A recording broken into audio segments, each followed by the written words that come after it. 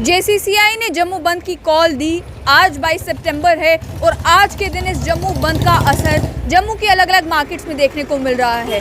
लेकिन अक्सर जो देखने को मिलता था कि जब भी बंद की कॉल देती थी तो उसमें पॉलिटिकल पार्टीज़ का समर्थन होता था और पॉलिटिकल पार्टीज़ के ही वर्कर्स जाकर दुकानें बंद करवाते थे। किसी की दुकान अगर खुली होती थी तो उसे कहा जाता था कि अपनी दुकान बंद कर ली जाए।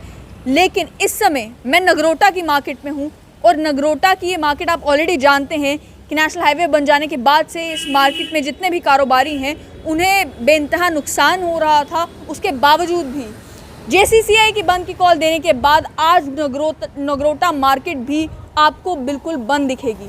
जितनी भी दुकानें यहाँ पर हैं, साफ तौर पर दृश्यों में आप देख सकते हैं कि सारी दुकानें इस समय बंद है। जम्मू शहर में भी ओल्ड सिटी आप चले जाएं, बाकी जितनी जगहें हैं जम्मू शहर में, वेयर हाउस है, कनक मंडी है, वहाँ पर भी आपको देखने को ये मिलेगा कि सारी दुकानें बंद है। अक्सर ऐसा भी होता था कि जब पॉलिटिकल पार्टीज़ ये आह्वान देती थी जम्मू बंद की तो कुछ लोग होते थे जो अपनी दुकानें खुली रखते थे। वो लोग जो कि किसी पार्टी की आइडियोलॉजी से जुड़े हुए नहीं होते थे वो अपनी दुकानें खुली रखते थे। लेकिन आज किसी पॉलिटिकल पार्टी ने बंद का आह्वान नहीं किया, जेसीसीआई ने बंद का आह्वान किया और किया भी अलग अलग मुद्दों पर, चाहे वो वाइन ट्रेडर्स का मुद्दा हो, रिलायंस मॉल का इशू हो या फिर जितने भी कारोबारी हैं उनका ये कहना कि सरकार हमारी बात नहीं सुन रही। इसके चलते बंद का आह्वान किया और आप जो असर है उसका वो देख सकते हैं पूरी मार्केट में।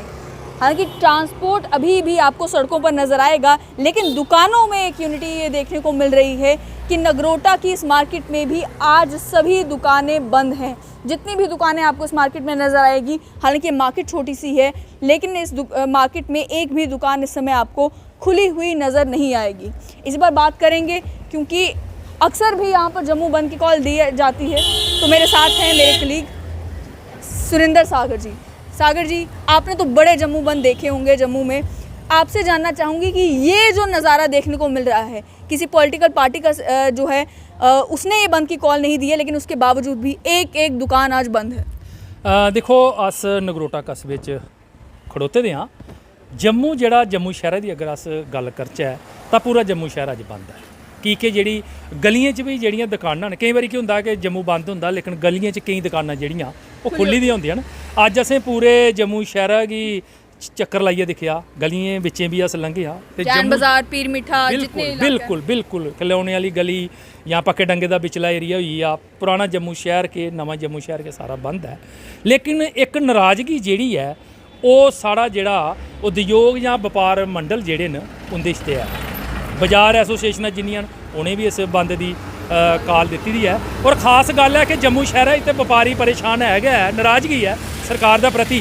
लेकिन नगरोटे जेह्ड़े निक्के कस्बे न अगर ओह् भी बंद न ते जम्मू अज्ज कंप्लीट बंद है। ते बड़ी बड्डी गल एह् है कि एह् बंद जेह्ड़ा कुसै पॉलिटिकल पार्टी ने नहीं करवाए दा। और कि जिस वेले जेह्ड़े में बंद पिछले 30-35 साल दे दिक्खा करना कि जेह्ड़ी भी पार्टी पहले आह्वान करदी ही जम्मू बंद दा ते ओह्दे कार्यकर्ता जेह्ड़े हे बाजारें च आई जंदे, दुकानें पर भन्न तरोड़ कीती, नारेबाजी कीती, गड्डियों पर वलिया हल्ला गुल्ला जबरदस्ती भी बंद करा, जबरदस्ती बंद। लेकिन अज्ज वाला जेह्ड़ा बंद है एह्दे च कोई नाराबाजी नहीं होई और कोई जबरदस्ती नहीं होई। एह् जेह्ड़े बपारी लोक हे जां दुकानदार हे, निक्के दुकानदार हे, एह् उ'नें अपने तौर पर बंद कीता।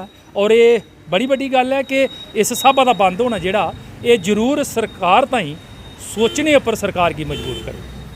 क्या मानते हैं कि पॉलिटिकल पार्टीज़ जो अपोजिशन में हैं उनके पास तो ये मौका था, वो देख रहे हैं कि कारोबारी जो हैं वो नाराज़ हैं सरकार से, उसके चलते उन्होंने बंद की कॉल भी दी। अपोजिशन इस मौके का इस्तेमाल कर सकती थी, प्रोटेस्ट कर सकती थी, सड़कों पर उतर सकती थी, अपना समर्थन जाहिर कर सकती थी।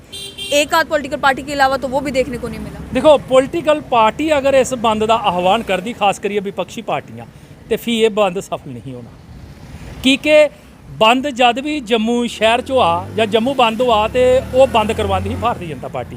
पर इस वेले भारतीय जनता पार्टी जिहड़ी है वह सत्तारूढ़ है। बेशक जम्मू कश्मीर च उप राज्यपाल प्रशासन है, लेकिन प्रशासन तो केंद्र सरकार दा ते उत्थे बीजेपी की सरकार है।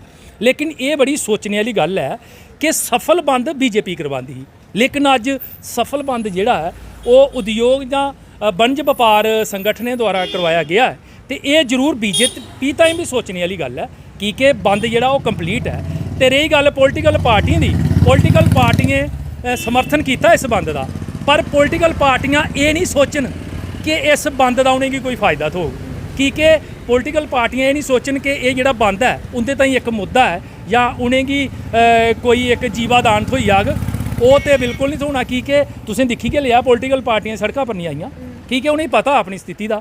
इस वास्ते ये जिहड़ा बंद है ये लोकें आपू बंद किया। और तो दिक्खी लो नगरोटा आए जां होर जेह्ड़े अस कई कस्बे च गए हाँ उत्थै पूरा बंद है और लोकें अपने तौर पर बंद किया। वैसे जिस वेले अस नगरोटे की गल करने इस कस्बे की गल करने निक्का हारा कस्बा, इसी पहले गै कस्बे की इत्थै जेह्ड़ा बनज बपार है उसी काफ़ी नुकसान हो चुके दा की के हाईवे बनने के कारण इधर गड्डियों की आमदोरफ्त जी बिल्कुल नहीं है। हुण जिहड़ियां भी गड्डियां कटरा या श्रीनगर जंदियां पैह्ले इधर आउंदियां हियां, कोई ना कोई चीज़ दुकानें पर लैती जांदी की निक्के निक्के दुकानदार ने और इंदी जीविके का साधन गए निक्की निक्कियां दुकानां न।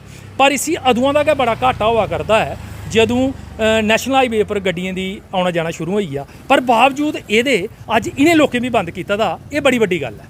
सरकार तक ये क्या मैसेज पहुंचाता है कि व्यापारी इतने परेशान हो गए थे, सरकार से इतने नाराज़ हो गए थे कि आज उन्होंने बंद की कॉल दी भी, और साथ ही में कल तक ये लग रहा था कि हो सकता है आधी मार्केट खुली हो, कुछ इलाकों में दुकानें खुली रहें, कुछ लोग सरकार का समर्थन करें, कुछ लोग रिलायंस स्टोर्स का समर्थन करें तो शायद वो अपनी दुकानें खोल लें। लेकिन आज ऑन ग्राउंड देखने को ये मिल रहा है कि मार्केट बंद है, दुकानें बंद है, और किसी ने ज़बरदस्ती बंद भी नहीं करवाई हैं, खुद बंद की हैं। देखो ये एक जागरूकता की भी मिगी कमी लब्भा करती है। जियां असें कल संझा लगे दिक्खी लिया हा भाई रिलायंस वाले आख्या भाई कोई इत्थै साढ़े जेह्ड़े स्टोर नहीं खुल्ला दे। सरकार गी भी चाहिए हा भाई जेह्ड़ा उ'नें एक कदम बाद च चुक्केआ, अगर 2 दिन पैह्ले चुक्के दा होंदा शायद ये बंद नहीं भी होंदा और इन्ना सफल भी नहीं होंदा। एह्दे च मैं सरकार दी भी थोड़ी ओह् समझना कि अगर दुकान मकसद हा इक है कि रिलायंस वाले जेह्ड़े न दुकानां खोल्ला दे न अपनियां ते ओह्दा जेह्ड़ा घाटा है ओह् व्यापार जेह्ड़े बनज व्यापार कन्नै जुड़े दे लोक उ'नेंगी पौग। अगर लोकें गी पैह्लें गै जागरूक करी दित्ता गेदा होंदा भाई ऐसी कोई गल नहीं है, सरकार उंदी गल सुना करदी है, तो मिगी लगदा शायद बंद नहीं होंदा। पर मानते नहीं कि जैसे कि जितने व्यापारी हैं वो तो ये कह रहे हैं कि हमारी तो सरकार सुन ही नहीं रही, वो भी एक मुद्दा है कि सरकार हमारी सुने तो सही, ये सारी बातें डिस्कशन हो, मिसकम्युनिकेशन हो रही है, उसी की वजह से तो परेशानी बनती है। बिल्कुल बिल्कुल जिहड़ा बिच सरकार ते व्यापारियों दे विच जां दूए तबके दे विच जिहड़ा छिंडा है उस छिंडे का कारण गै ये बंद होया। अदरवाइज ये छिंडा नहीं होंदा, आपू जे गलबात होंदी कोई चाहे 2-3 मैंबरी कोई कमेटी घड़ी दित्ती जाती तो शायद ये बंद जिहड़ा ये नहीं होंदा। लेकिन मानते हैं कि एक जो है एक वार्निंग दे दी गई है सरकार को कि जो व्यापारी हैं वो इतना गुस्से में है, इतना परेशान है कि आज आपने जम्मू में पूरा एक जम्मू बंद देखा है, वो भी बिना किसी पॉलिटिकल पार्टी के साथ। बिल्कुल बिल्कुल और एहदा मैं दसां तुसें जेह्ड़ा मैं दिक्खेआ पिछले 30-35 साल की राजनीतिक परिदृश्य में दिक्खा करना, राजनीति के संदर्भ में जेह्ड़ा मैं दिक्खा करना, तो भारतीय जनता पार्टी ताईं ये जरूर घाटे का सौदा हो ही सकता है कि तुसें गी पता कि बड़े चिरा बाद अस दिक्खा करने कि जम्मू बंद होआ है।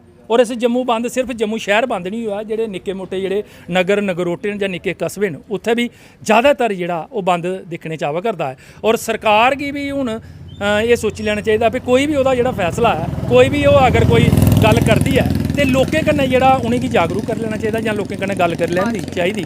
और बीजेपी की भी ये बंद जेह्ड़ा सोचने पर मजबूर जरूर करो। बहुत बहुत शुक्रिया। नगरोटा की इस मार्केट में ये बंद दुकानें, वहीं ओल्ड सिटी आप चले जाएं या बाकी इलाकों में चले जाएं, वहाँ पर बंद दुकानें ये दर्शाती हैं कि कारोबारी सरकार से नाराज़ है। लेकिन वहीं ये भी देखना ज़रूरी है कि कुछ इलाके वो भी हैं, बिश्नाह के इलाके हो, विजयपुर का इलाका हो या फिर कठुआ की मार्केट हो, जहाँ पर बंद उतना सक्सेसफुल नहीं हो पाया है कॉल देने के बावजूद भी। लेकिन जम्मू शहर की अगर बात की जाए, नगरोटा की अगर बात की जाए, जम्मू के आसपास की मार्केट्स की अगर बात की जाए, तो वहाँ पर मुकम्मल तौर पर बंद देखने को मिल रहा है। ये दर्शाता है कि JCCI ने जो कॉल दी थी उस कॉल का समर्थन इन सभी कारोबारियों ने किया है, दुकानदारों ने किया है।